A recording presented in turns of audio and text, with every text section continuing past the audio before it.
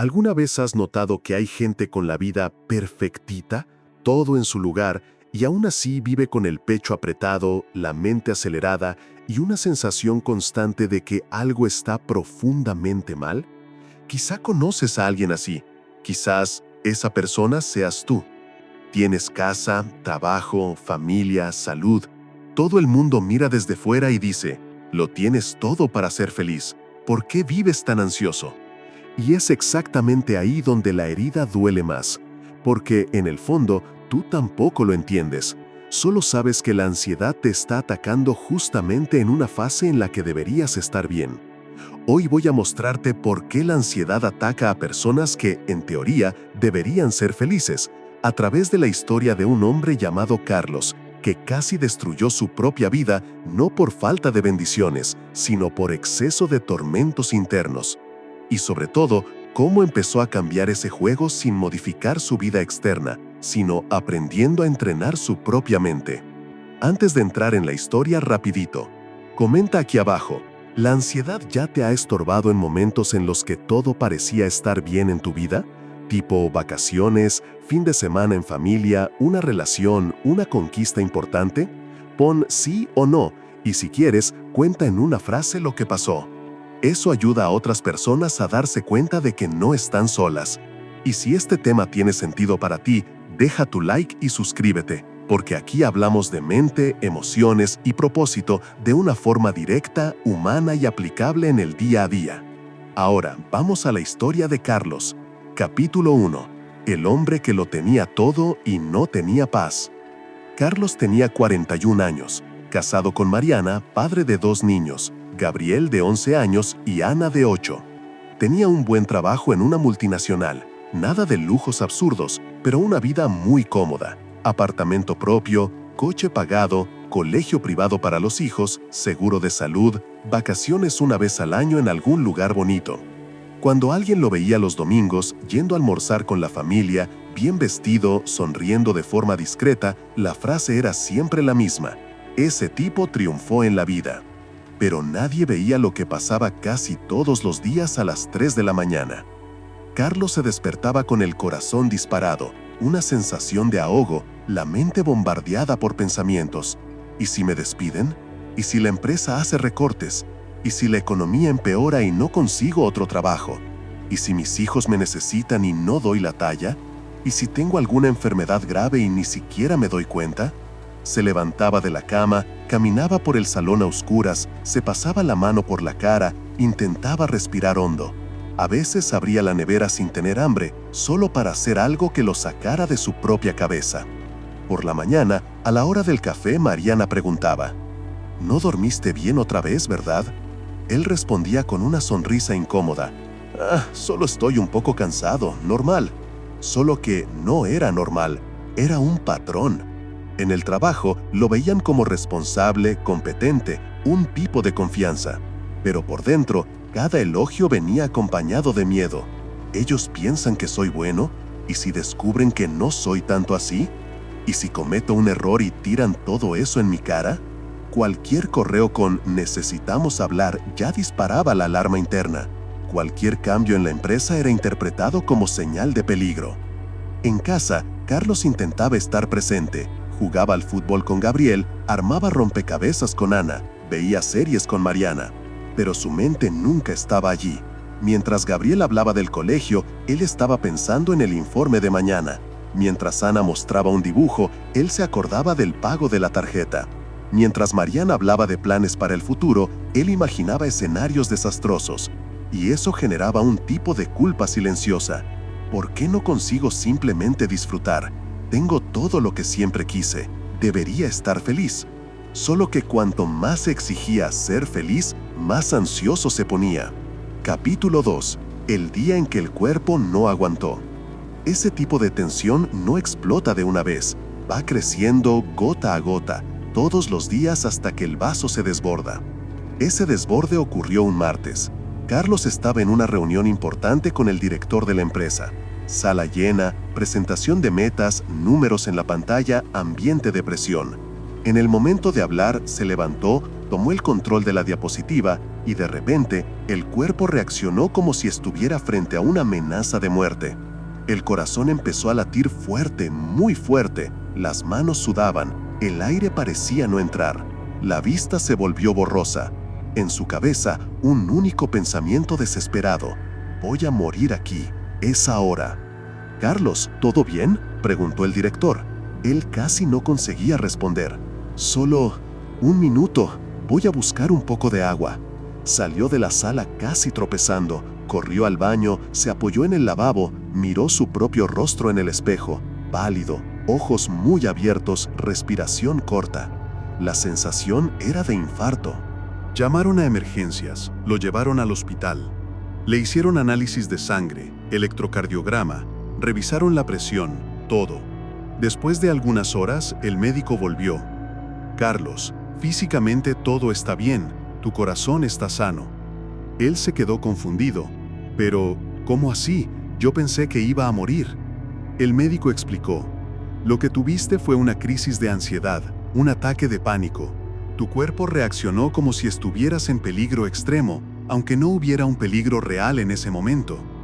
Carlos se quedó en silencio, intentando entender. «Entonces, ¿es solo psicológico?», preguntó, algo avergonzado. El médico respondió: «No es solo psicológico, es real. Tu cerebro activó la alarma de emergencia, pero esa alarma está desregulada. Necesitas tratar eso. Busca un psicólogo, quizá un psiquiatra. Cuidas también de tu carrera, ya es hora de cuidar de tu mente con la misma seriedad». De regreso a casa, en el coche, mirando por la ventana, Carlos sentía una mezcla de alivio y miedo. Alivio porque no era un infarto, miedo porque se dio cuenta de que no tenía control sobre su propia mente. Y la misma pregunta volvía: ¿por qué me está pasando esto si, en teoría, lo tengo todo para ser feliz? Capítulo 3. La prisión construida desde dentro. Unos días después, fue a una psicóloga recomendada por un colega, Elena. Elena era una mujer de unos 50 años, mirada tranquila, postura firme. Nada de discurso místico, nada de juicio, directa pero humana. En la primera sesión, Carlos soltó todo: el ataque de pánico, el miedo al despido, el insomnio, el peso sobre los hombros, la sensación de que todo se iba a venir abajo y, sobre todo, la culpa. «Yo sé que hay gente pasando necesidad, sé que mi vida es buena, y eso es lo que más me duele, no entiendo por qué no consigo estar en paz». Elena escuchó con atención y después de un rato preguntó: «Carlos, si alguien te preguntara, ¿tu vida es mala?, ¿qué responderías?». Él lo pensó un poco. «No, mi vida no es mala, tengo problemas, claro, pero es una buena vida». «¿Y si la pregunta fuera, ¿tu mente está en paz?». Él no dudó. «No, nunca». Elena hizo un leve gesto con la cabeza. «Ahí está el punto. Tú no estás sufriendo por tu vida, estás sufriendo a pesar de tu vida». Esa frase se quedó resonando. Ella continuó: «Hay un concepto budista muy antiguo, llamado dukkha. Mucha gente lo traduce como sufrimiento, pero no es solo eso. Dukkha es esa sensación constante de que algo está mal, incluso cuando aparentemente todo está bien. Como un coche con la rueda desalineada. Avanza, pero vibra todo el tiempo». Tomó un papel y dibujó 3 círculos. Existen 3 tipos de dukkha. Voy a simplificar. El sufrimiento obvio: enfermedad, muerte, accidente, hambre, tragedia. No es tu caso ahora, no estás en medio de una catástrofe externa. El sufrimiento por el cambio: cuando estás en algo bueno, pero sufres por adelantado porque sabes que eso va a terminar. Tipo, en las vacaciones, que paso la mitad del tiempo pensando en la vuelta al trabajo, preguntó Carlos. «Exactamente», respondió ella. El sufrimiento creado por la propia mente, el famoso Sankhara Dukkha, es cuando la mente no para, no se satisface, nunca se relaja, explicó. Transforma todo en motivo de preocupación, incluso los mejores momentos se convierten en fuente de miedo. Lo miró fijamente. «Carlos, tu vida no es el problema principal, el problema es que tu mente se ha convertido en una prisión». Silencio. Él tragó saliva. Era duro escuchar eso, pero tenía sentido. Entonces, ¿el problema no es que no tengo motivo para estar ansioso?, preguntó. Eso mismo, respondió Elena. El problema es que tu cerebro ha sido entrenado durante años para vivir en alerta máxima. La ansiedad no te ataca de la nada, es, en gran parte, el resultado de un hábito mental. Y completó: la cuestión es, ¿quieres seguir siendo rehén de tu mente o quieres aprender a ser su entrenador? Capítulo 4. ¿Por qué la ansiedad elige a quien debería estar bien? En una de las sesiones, Carlos hizo la pregunta que tenía atragantada desde hacía tiempo. Elena, ¿por qué parece que tanta gente como yo, que tiene casa, familia, empleo, vive con esta angustia? ¿No se supone que justamente ese tipo de persona debería estar más tranquila? Ella respondió: justamente por eso, Carlos, tienes muchas cosas, y todo aquello que tenemos, la ansiedad lo abraza. Él frunció el ceño. Ella continuó: tienes familia, trabajo, reputación, estabilidad. Eso es maravilloso, pero el lado oscuro de eso es miedo a perderlo. Tu cerebro pasó años aprendiendo que es tu responsabilidad mantener todo eso en pie, prever problemas, anticipar riesgos, prepararte para cualquier posibilidad. Uso un ejemplo. Esa capacidad de prever problemas te ayudó a crecer profesionalmente, pero sin entrenamiento, esa misma habilidad se convierte en una película de terror 24 horas al día. Entonces, ¿la ansiedad es una especie de supervisión descontrolada?, preguntó él. En parte sí. Es como si tuvieras un detector de humo interno demasiado sensible. Al más mínimo olor a quemado, dispara la alarma de incendio total. Solo que muchas veces ni siquiera hay fuego, es solo la tostada que se pasó un poco. Y añadió: hay otro punto. Cuando tú lo tienes todo para ser feliz y no lo estás, aparece un sufrimiento extra, la culpa por no conseguir ser feliz. Carlos respiró hondo. Era exactamente lo que sentía, pero nunca había logrado ponerlo en palabras. Capítulo 5. El entrenamiento empieza. Mente mono, práctica de 10 minutos. Después de algunas sesiones de comprensión, Elena fue directa. Carlos, ha llegado la hora de dejar de solo entender y empezar a entrenar. ¿Entrenar qué? La mente. Hoy tu mente es lo que los textos antiguos llaman un mono borracho picado por un escorpión, inquieto, agitado, saltando todo el tiempo de rama en rama. Él se rió. Es bastante acertado. Pues sí, y tú quieres que ese mono se siente, se quede quieto y colabore por buena voluntad. No va a pasar. Tienes que domesticar a ese mono. Eso es entrenamiento. Explicó el primer ejercicio.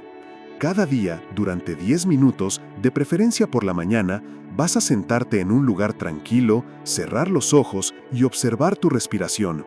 El aire entrando, el aire saliendo. ¿Solo eso? Solo eso. Y es ahí cuando vas a darte cuenta del tamaño del desorden. En menos de un minuto, tu mente va a estar pensando en cuentas, trabajo, problemas, recuerdos, futuros imaginarios. Completó. Cada vez que notes que te has perdido y vuelvas a la respiración, estás entrenando. Es como hacer una repetición de musculación. El objetivo no es no tener pensamientos. El objetivo es notar cuándo has sido secuestrado y volver. Después, le pasó el segundo ejercicio. Elige un momento de tu día para que sea tu campo de entrenamiento de presencia. Por ejemplo, la cena con la familia. Durante la cena, repara cuándo tu mente se va. Trabajo, futuro, miedos, y tráela de vuelta a la mesa, a los rostros, a las voces, al sabor de la comida. Carlos salió de la sesión desconfiado y al mismo tiempo esperanzado. Era simple, pero por primera vez tenía algo concreto que hacer. Capítulo 6. Pequeñas victorias, grandes cambios. En los primeros días fue un desastre. Se sentaba, cerraba los ojos y en pocos segundos ya estaba haciendo listas de tareas, recordando correos, imaginando problemas. Solo que algo distinto empezó a suceder. Él empezó a percibir el desorden. Antes todo era automático. Ahora veía la mente funcionando. Poco a poco, en medio del día, durante una conversación tensa en el trabajo, conseguía notar: Mi corazón se aceleró. Mi mente está creando una película. Pero por ahora es solo un pensamiento, no es un hecho. En la cena, cuando la mente se iba, respiraba y volvía. Gabriel, ¿qué estabas contando mismo? Quiero escucharte. La primera vez que hizo eso, su esposa lo miró sorprendida. Gabriel sonrió y volvió a contar la historia. Era un cambio pequeño hacia afuera, pero por dentro se sentía enorme. Algunas semanas después, Carlos comentó con Elena: sigo siendo ansioso, sigo teniendo miedo, pero ahora, de vez en cuando, consigo elegir no alimentar el pensamiento. Ella sonrió. Eso es enorme, Carlos. No te has convertido en otra persona. Has empezado a recuperar el volante. Capítulo 7. Kaizen, Ikigai y la recaída inevitable. Con el tiempo llegó un nuevo desafío, la impaciencia.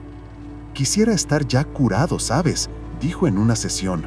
Entonces tengo un mal día y siento que nada de esto ha valido la pena. Elena entonces le presentó dos conceptos simples pero poderosos. Kaizen, mejora continua del 1% al día. No vas a pasar de mente en caos a mente en paz de la noche a la mañana, explicó ella.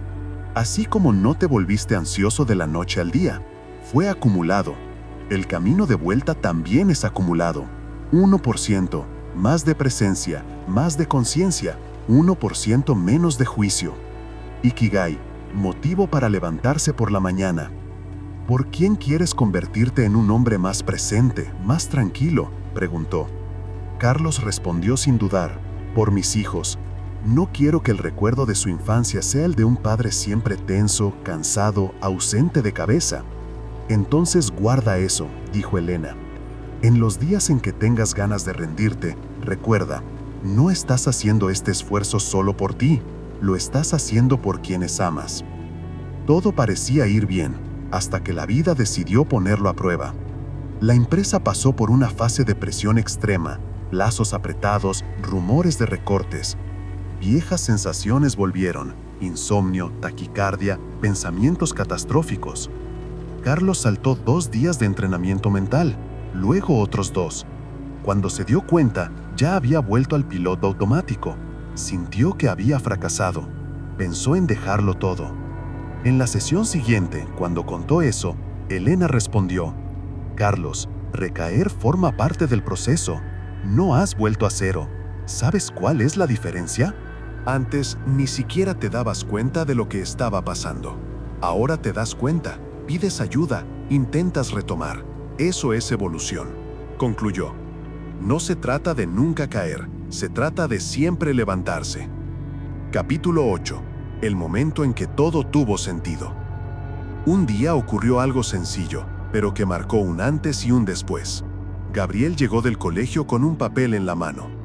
Papá, llegó la fecha de aquel evento de mi redacción, ¿te acuerdas? Era la presentación de los alumnos que se habían destacado en un concurso interno.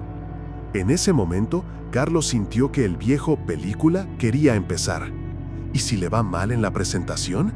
¿Y si se queda en blanco? ¿Y si todos se ríen de él? ¿Y si eso lo traumatiza para siempre? Durante algunos segundos, la mente se aceleró. Pero esta vez, él se dio cuenta, respiró, recordó el Ikigai, recordó el Kaizen. En lugar de descargar presión, miró a su hijo y dijo: Hijo, quiero que sepas algo. Independientemente de cómo salga, ya estoy orgulloso de ti por haber escrito esa redacción y haber sido elegido. Lo demás es detalle. Gabriel sonrió, sin entender del todo, pero feliz.